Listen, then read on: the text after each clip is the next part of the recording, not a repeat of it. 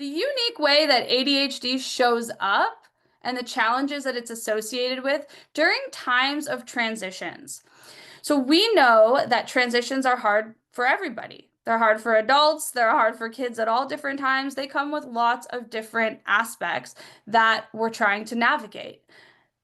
And when we add ADHD or learning differences or other neurodiversities into that, we can see some unique challenges arise.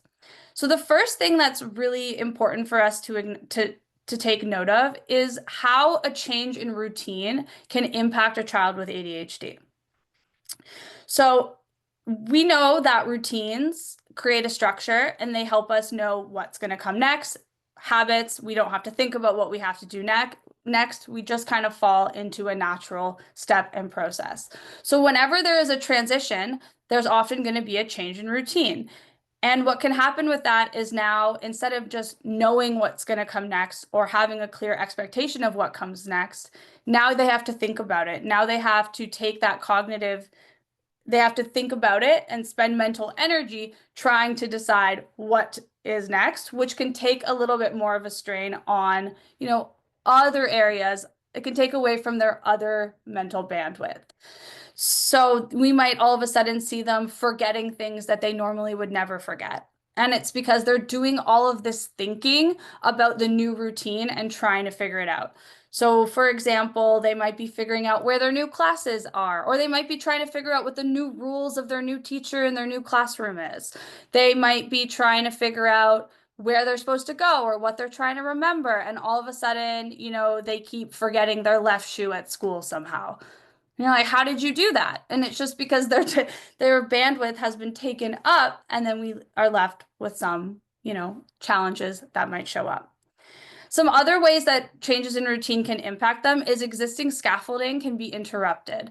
So scaffolding basically means any of the systems or structures that exist around the child with ADHD that kind of just help them be their best and do their best.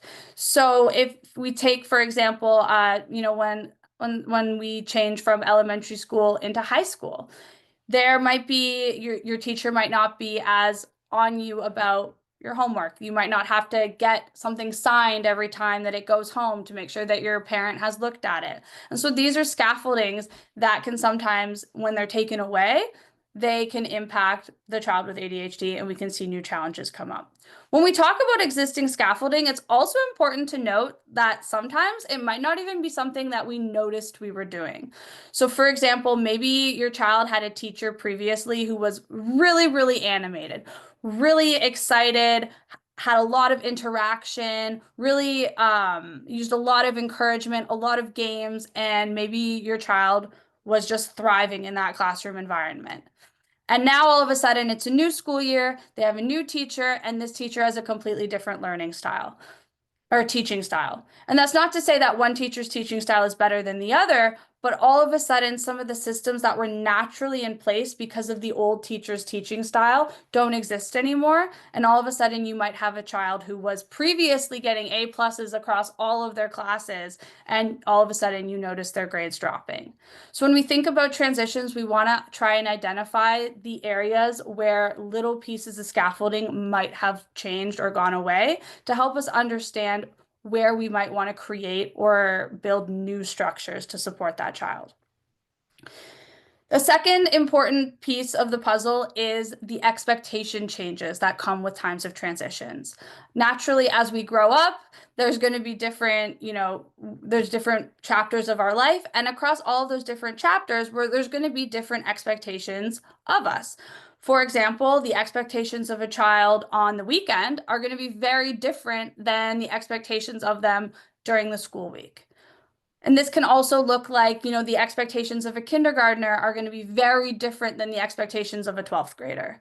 So it's important to take note of how these expectations change, what expectations are changing, and try to help support the child to understand the new expectations. Kids with ADHD do really, really well when they have clear expectations and they understand them. But new expectations can be overwhelming for them, especially when they feel unclear. So I always recommend anytime that there's like a routine shift or a transition, maybe it's a new sports team, maybe it's a new teacher, maybe, they're going up to a new level in dance, whatever it is, that you try to have clear conversations about what the old expectations were and what the new expectations were. Because even though, sometimes we might assume that they'll just figure it out, but the truth is that they might still be stuck in the old expectations and trying to reach those expectations, but all of a sudden, because they've shifted and there hasn't been a clear conversation, there can be a little bit of confusion. And the last really important piece of the puzzle is the emotional dysregulation that we see in kids with ADHD. Kids with ADHD, they have big feelings. And I'm sure that you all have seen in our big feelings kids that sometimes small things or what seem like small things become really big things. And one of the reasons for that is that our wonderful strength of creativity that comes along with having ADHD kind of bites us in the butt a little bit when we have anxiety. So we fall into some what if thinking. So especially when there's unknown expectations, the routine has shifted, there's new responsibilities, we can see kids kind of fall into a big what if spiral, which can lead to more overwhelm. And then you add into the fact that kids with ADHD have bigger emotions, and we kind of just get a bit of a snowball effect. So these are all some really important things that we want to consider as a child is going through a time of transition. And I always encourage parents and teachers to try to put themselves in the shoes or the perspective of the child to try to figure out how we can support them or create new systems. So on the next slide, I'm going to have a list of some common transitions that show up and that I support my clients through. And I want everybody to just take a moment and think about what are some of the different changes in routines that happen during those times? What are some of the different expectation changes that might exist? What are some of the what ifs that you imagine that your child might be having? And also feel free to add in the chat some of the expectation change, some of the transitions that maybe your child struggles with, or something that maybe we haven't thought of or I haven't put up there. Going on vacation is a good one. Yes, vacation, there's so many different things associated with this. Vacation expectations are sometimes so different than our everyday expectations, right? They might not have to do their chores. They might be able to watch as much screen time as they want. They might be able to, maybe eat junk food that they wouldn't normally be able to eat as much of. They might be able to, depending on where they are, not have to sit still at all for 2 whole weeks or a week.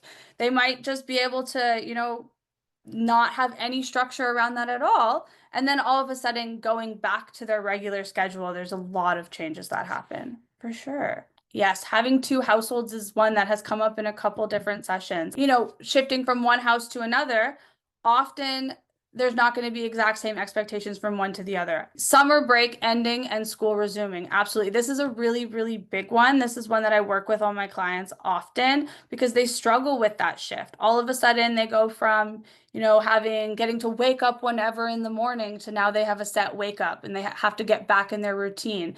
And even though they've done it before, for a lot of the times, some of them might be in 11th grade. This is like they've done this for so many years, but they still have such a hard time during that shift. Another interesting one that has come up is sometimes it's just the transition from weekend to school week. Even as adults, sometimes Monday morning is hard. The weekend is over, we're back to work, we're back to our structure. And there's a lot of different expectation shifts that can happen with that. So sometimes having systems and scaffolding in place to help your child make that jump or make that transition can be really helpful. And also just having a little bit more patience and understanding on that Monday to kind of help them get back into the swing of things. Even though we go through transitions and we experience things, sometimes we forget what it's like to be a child and going through changing a grade or having a new teacher and how challenging that can be. So just taking a step back and trying to put yourself in their perspective can be really helpful. and make us more open to have active and then constructive conversations moving on from that. Building into this is self-advocacy. Self-advocacy to me is one of the most fundamental skills that any child with ADHD or learning differences can develop. And I consider it to be kind of like an ADHD lifeline, because as they go through times and transitions and different chapters of their life, the skills that they have will change. The responsibilities that they have will change. The systems that they have will change. Their schedules will change, but their ability to communicate their needs and ask for what they need and then develop their own supports is the thing that is going to help them be successful across all of the different chapters in their life. And it doesn't matter if you have a kindergartner or a child who's in all the way up, in their final year of high school, helping them develop the skills to be a strong self-advocate is incredibly important for setting them up for long-term success. Because one day, whether we want to acknowledge it or not, right? They're going to be out in the world. They're going to have full-time jobs. They're hopefully going to be, in a career that they love, or they're going to be in post-secondary school. And you're not going to be able to call their professor for them or their boss for them to let them know and communicate. Or even on a more, personal note, when they're married one day or they have their own families, you're not going to be able to call their spouse and, communicate their needs for them. This is something that they're going to have to do for themselves, because ADHD is something that shows up in all areas of our life all of the time.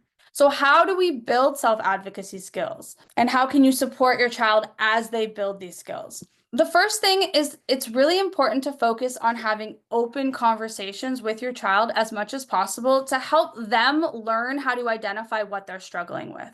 I know so often we'll be working with a child, they'll get overwhelmed, they'll ask for help, you'll ask them what they need help with, and they'll be like, I don't know, I just need help. And then we kind of get into this guessing game of trying to guess what it is that they need help with.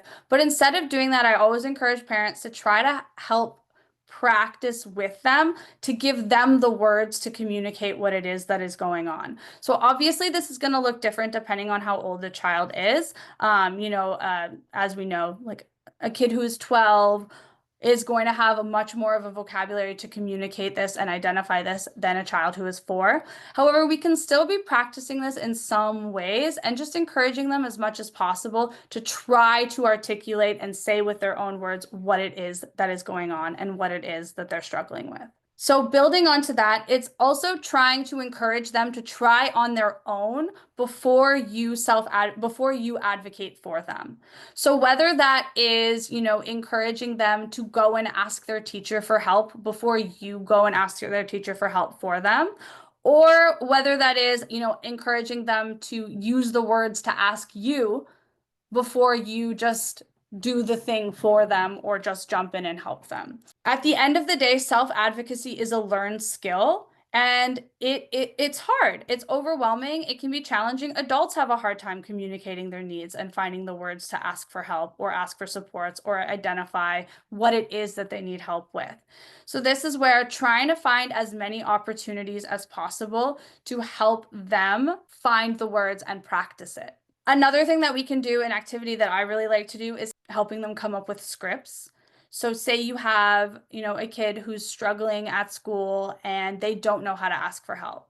It's just kind of helping them develop a script, practicing it with them, having them practice it with you, so that when they go to self-advocate, it's not the first time that they're saying it. So when they go to their teacher and they say, it's hard for me to focus when the kid beside me is like talking all the time. That's not their first time using those words, and you've practiced with them. And of course, it's always important that we're helping them develop language to be able to communicate needs while still being respectful and being clear and being concise. So helping practice at home and then encouraging them to go do it on their own first. This is the process that I always recommend. And then, of course, if it's really not successful, if they've communicated with their teacher, they're not getting the support that they need, then that is the time when you as their adult can help step in and support them. I also think it's really important that we involve youth as much as possible in the conversations regarding their own needs and regarding the supports and accommodations that they need. So whether your child has an individual education plan or they just, or it's, or, you know, there's just like the specific strategies that you've worked on with their teacher, or there's just any other small things that, or accommodations that they have access to.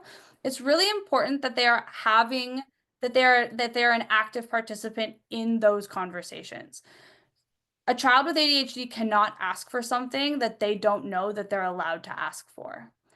So whether that is, you know, going through their education plan with them to explain to them the different accommodations that they have access to, whether that is just having them be a part of different meetings that you have with their teachers or strategies and systems buildings meetings, including them as much as possible. And then also always remembering that this is a learned skill. This is something that involves a lot of practice, and it's not something that happens overnight. The more that they practice, though, the more confidence that they will get, and then the better they will be able to communicate their needs.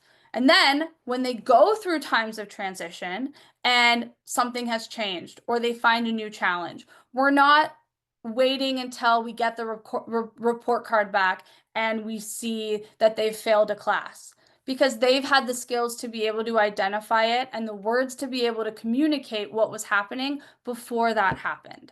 Another thing that I always encourage parents to remember is that we do a lot of talking at kids with ADHD or kids in general. We do a lot of talking about them, but we need to do more talking with them. Sometimes when we just sit and we listen and we ask them what it is that's going on or what it is that they're finding challenging, as opposed to just assuming, we can find things out and find solutions that maybe were not as complicated as we originally thought. I always like to use an example of a kid that I was working with in coaching, and he had ADHD, and his mom just could not get him to change into his pajamas before bed.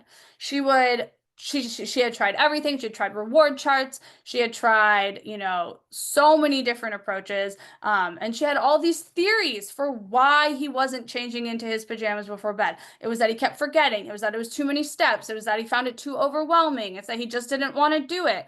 And then after a couple sessions of me talking to him about it, he finally explained it to me that when he changed from his daytime clothes to his pajamas, he couldn't smell his deodorant anymore, and he really liked the smell of his deodorant. The solution was that he just puts deodorant on before bed. And so now he has the smell of his deodorant and he goes to bed in his pajamas. And I always think that that's just such a funny story, because his mom and even me at times had all of these theories for why he was having such a hard time, but really it was something completely different. And all that we needed to do was just sit down and talk to him and hear him out and be curious and ask him what was going on. And lo and behold, he just likes how his deodorant smells. The final thing that we're going to touch on is how we can build scaffolding, so systems and strategies at home that have that ADHD lens or that are ADHD informed. So the first thing that we want to be doing whenever we are coming up with a system or strategy is we want to make sure that we're not just seeing something on the internet or reading something in a book and just assuming, all right, this is the thing that's going to work for my child. We want to make sure that we are building systems and tools that work with their child's brain. It's not your child's job to change themselves to make the strategy work. We should be changing strategies so that they work for the child. Basically, tools work for you, and if it's not working for you, then we have to find a different tool. So the first thing is considering the unique ADHD strengths. So we know that kids with ADHD are naturally creative, very visual, and interactive. So that means the more creative that you can make a strategy or system, allowing for some element of them to be in their natural desire to create things, that is going to, again, work with their brain. Similarly, visual. We know that kids with ADHD or just people with ADHD, we do really well with visual, with anything that is visual. If we can't see it, it doesn't exist. This is why if we put something down and then we walk in another room and then it's not there when we get back, you know, we can't find it for like 3 months. And then all of a sudden it shows up again in our closet. And we're like, oh my gosh, I forgot I had this. So this can be things like trying to consider having organizational systems that are more visual, whether that's color coded, whether that's using clear bins, whether that's laying things out in a way that you can see everything. This is why we will commonly see kids with ADHD have really, really messy desks, but they know where everything is on their desk. And it's because they're just putting everything out where they can see it all. And then eventually that causes a situation where it does become really messy and then they can't find anything. But there is a period of time where they're spreading everything out because they want to be able to visually see everything that they have. So it's finding a way of how can we balance that? How can we balance that need to be visual while also having some semblance of a system? Because obviously their desk can't be so full of stuff that they don't have any room to work on their homework. And then also interactive. The more interactive and engaged you can keep them, the better. I always say that the more engaged they are in the conversation, the more engaged they are in coming up with the system or the strategy, the more likely they are to follow through with it. Kind of like the joke that for kids with ADHD, anything if it's their idea, it's great. And if it's your idea, it sucks, even if the two of you had the same idea. So that's the classic, I was going to clean my room, but now you asked me to, so I'm not going to. So remembering that choice part of it is huge for kids who have ADHD, because we have what's called an interest-based nervous system, which means when we are interested in something, our brain lights up. So it doesn't matter if it's that in that moment we are interested in coloring an entire piece of paper blue or doing a really cool science project. If we are interested in that moment, we have the capacity and the energy and the passion to do it. So that's why you might have a child with ADHD that you don't understand how they're able to spend all day building some kind of Lego city, and they just have so much attention for that, but you can't get them to sit down and do 3 math homework questions. And it's because one thing has interested them and one thing doesn't. This is also why sometimes we'll see, a child with ADHD have really, really high grades in one subject, and then they might have really low grades in another subject. And often it's related to what interests them most or how interesting and engaging and interactive they find their teacher to be. And so building on that, we want to make sure that we're considering our child's unique strengths and interests. So I always like to say that there are as many different versions of ADHD as there are people with ADHD. And that means that your child is your number one resource for how to best support your child. So this is trying to consider what interests them and including that in it, thinking about what their strengths are. If they're really athletic and they really like to move their bodies, using scaffolding and finding systems that allow them to move their bodies is going to help lean on that a little bit more. The next thing is focus on setting clear expectations and maintaining those clear expectations. So when we create a new system, when we create a new structure, when we create a new strategy, we want to make sure that we're having a clear conversation about what the expectations are and why that system is in place and what it's meant to do. And then also making sure that we are making goals achievable and collaborative. So collaborative goes back to them being a part of the conversation, but achievable. When I say achievable, I mean achievable with the mental bandwidth that they have at that time. So for example, if they're going to a new grade or they're transitioning from summer back to school, we might not want to have all of these goals for new routine. We're going to do our homework like this. Now you're going to have all these chores and trying to do that all at once, because that can just be too much. We want to kind of pick our battles a little bit. We want to pick one small thing at a time, or pick the thing that is most important at that time, and consider the fact that they have all of these other things going on that might be taking their mental energy away and might make a goal that would have been achievable last week unachievable this week. And we just want to make sure that we are considering that and keeping that in mind. So as I said earlier, it's important that instead of trying to make them fit the system, we make the system fit for them. And we want to make sure that we are considering them as our number one resource for developing tools, strategies, and systems for them. We want to make sure that we are conscious about how we're talking about ADHD and the language that we're using. We know that kids with ADHD by age 10 will receive 10,000 more corrections than a child who does not have ADHD. So what that means is that a child with ADHD will be told to be quiet, quiet down, sit still, you know, do that again, or so on and so forth, 10,000 more times than a child who does not have ADHD. And this is what we call the death by 1,000 paper cuts, where eventually, when you start noticing that you're getting all of these extra corrections, you're being called out more, you're in trouble more, you're being asked to adjust yourself more, that can have a really big impact on long-term self-esteem, which is an unfortunate challenge that we see across a lot of youth with ADHD. So just trying to be really conscious about how we talk about it and how we talk about the things that come along with having ADHD, so that we're helping them build a strength-based relationship with their brains. This is the brain that they have. And an ADHD brain just shows up with a different set of strengths and weaknesses, which means that sometimes they're going to find things challenging that other kids don't. And sometimes they're going to find things easier that other kids find challenging. So it's about trying to find a balanced approach to talking about ADHD in a way that we acknowledge the fact that challenges do exist, but we also are not making it seem as though it is a bad thing, because it simply is just a different brain. And then finally, making sure that we are modeling self-compassion, problem solving, and resilience. Especially, I always want to highlight most of all that self-compassion. So acknowledging that sometimes, we might make mistakes, sometimes we might not do our best, sometimes we might have made a poor choice. By modeling self-compassion and showing them that we can be kind to ourselves even when, we have room to improve, that teaches them that, when they didn't study enough for the test, then that's okay. They can have self-compassion and be kind to themselves and acknowledge that, all right, I can do better than this, and next time I will do better than this, or I will find a new approach.